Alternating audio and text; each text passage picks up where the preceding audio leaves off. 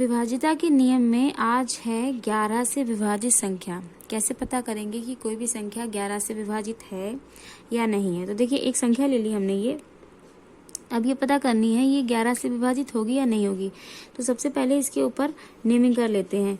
यहाँ नंबर लिख लिए हमने 1 2 3 4 5।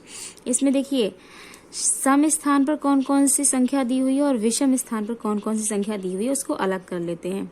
तो सम स्थान मतलब 2, ये सम है और ये सम है, ठीक है। तो ये सम वाला स्थान, सम स्थान पे जो जो संख्या दी हुई है उसको अलग कर लेंगे, 5 और प्लस 7। और उसके बाद जो विषम स्थान पे संख्या दी हुई है उसको भी अलग कर लेंगे और सबको आपस में प्लस कर लेंगे। तो ये 1 की जगह पे ये 2 4 लिखा हुआ है, 3 की जगह पे ये लिखा हुआ है 6 और 5 के जगह पे लिखा हुआ है ये 2। तो जो सम स्थान की संख्याएं थी वो हमने अलग प्लस करके लिख ली हैं, जो विषम स्थान की संख्याएं थी वो हमने अलग प्लस करके लिख ली हैं। अब इन सभी संख्याओं को जोड़ देंगे आपस में। तो 5 और 7 ये हो गया हमारा 12 और इनको जब जोड़ेंगे तो 6 4 10 और 2 12। दोनों संख्याएं अब क्या आई हैं 12 12। अब इनको आपस में घटा देंगे तो 12 में से जब 12 घटाएंगे तो क्या आएगा 0। मतलब देखिए 11 से विभाजित संख्या देखने के लिए हम सबसे पहले संख्या लेंगे और जो संख्या में सम स्थान के अंकों को एक तरफ लिखेंगे और विषम स्थान के अंकों को एक तरफ लिखेंगे और दोनों को जोड़ देंगे। जोड़ने पे अगर दोनों का अंतर 0 आता है तो भी वह 11 से विभाजित हो जाएगी और अगर अंतर 11 आता है तो भी वह 11 से विभाजित हो जाएगी। ऐसे ही एक और संख्या ले लेते हैं हम। एक संख्या और हम लेंगे, एक संख्या ले ली हमने 9 2 9 5। माना एक संख्या हमने ये ले ली। अब इसमें भी सेम वही रूल अप्लाई होगा। सम स्थान के जो अंक हैं उनको अलग कर लेंगे और विषम स्थान के जो अंक हैं उन्हें अलग कर लेंगे। तो ये 1 2 3 4 सम स्थान पे कौन कौन है 2 और 4, मतलब ये सम इनके स्थान पर क्या है 2 है और 4 के स्थान पे क्या है 5 है। तो ये 2 + 5 ये हमने अलग लिख लिया। ये कितना आया हमारा 5 6 7। और जो विषम स्थान के हैं संख्याएं उनको अलग लिख लेंगे। तो विषम स्थान पे क्या है विषम, 1 विषम है और 3 विषम है, तो इनकी जगह पे है 9 और दूसरा भी क्या है हमारा 9। इन दोनों को जब जोड़ेंगे तो आ गया 9 9 18। अब इन दोनों को माइनस करेंगे। यहाँ पर भी जो योग आया था उसे माइनस किया था तो ये 0 आ गया था। अब इसमें इन दोनों के योग को जब माइनस करेंगे तो बड़ी संख्या से छोटी संख्या माइनस कर देंगे तो हमारा क्या उत्तर आएगा 11। यहाँ तो आया था 0 और यहाँ आ गया हमारा 11। चाहे 0 आए और चाहे 11 आए, दोनों में से कोई भी अगर संख्या आती है तो वो हमारी दी हुई संख्या 11 से विभाजित हो जाएगी। एक और ऐसे ही एग्जाम्पल हम देख लेते हैं संख्या का। माना हमने कोई भी संख्या ले ली है, ये ले ली है इतनी बड़ी संख्या।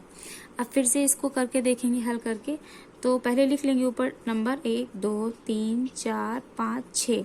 अब सम स्थान पे कौन कौन सी संख्या है, देखिए सम ये होगा और ये होगा।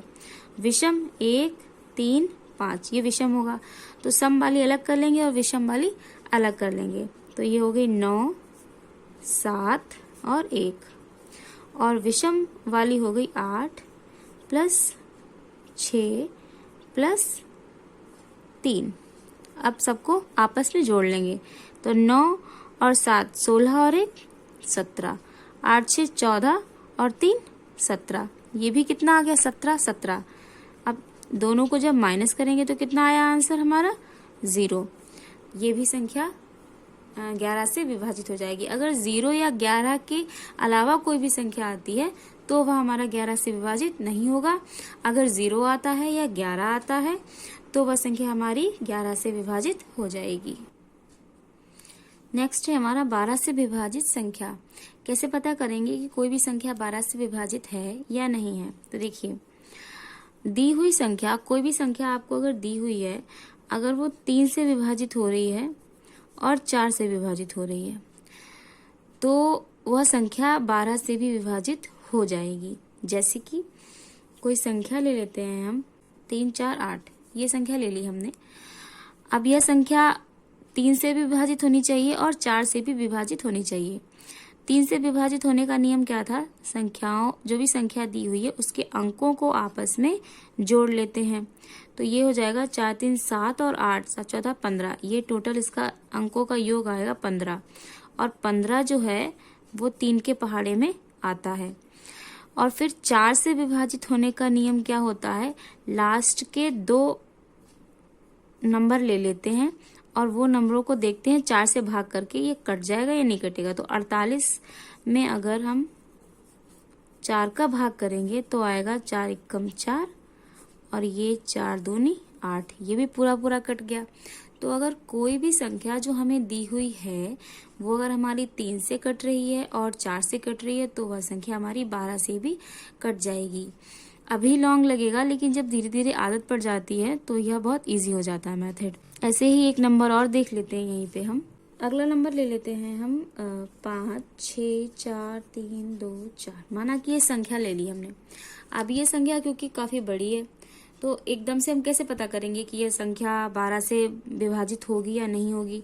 तो इंस्टेंटली पता करने के लिए सबसे पहले लास्ट का 2 नंबर लीजिए और देखिए वो 4 से कट रहे हैं या नहीं कट रहे हैं। तो ये 4 5 20 4 6 24, 4 से तो कट रहा है। अब 3 से देखेंगे और 3 से देखने के लिए क्या करते हैं? जो संख्या दी हुई होती है उसके सभी अंकों को आपस में जोड़ लेते हैं। तो यहाँ जब अंकों को जोड़ेंगे तो 6 5 11, 11 और 4 15, 15 और ये 5, 20 4 24 और 24 3 से कट जाता है। 3 से 21, 3 अट्ठे 24, तो 3 से भी कट रही है क्योंकि यह संख्या 4 से भी कट रही है, 3 से भी कट रही है, तो यह 12 से भी कट जाएगी। अगला है हमारा 13 से विभाजित संख्या। कैसे पता करेंगे कि कोई भी संख्या जो दी हुई है वो 13 से विभाजित है या नहीं है? बिना भाग दिए, भाग देकर के तो पता कर ही सकते हैं। बिना भाग दिए अगर पता करना हो कि वह संख्या 13 से विभाजित होगी या नहीं होगी। वैसे तो 12 तक ही ज्यादा जरूरी होता है, लेकिन फिर भी 13 का देख लेते हैं। 13 में कोई संख्या ले लेते हैं हम, कोई भी संख्या ले सकते हैं आप, बड़ी या छोटी। मैं एक ही संख्या लेकर के आपको समझा दूंगी।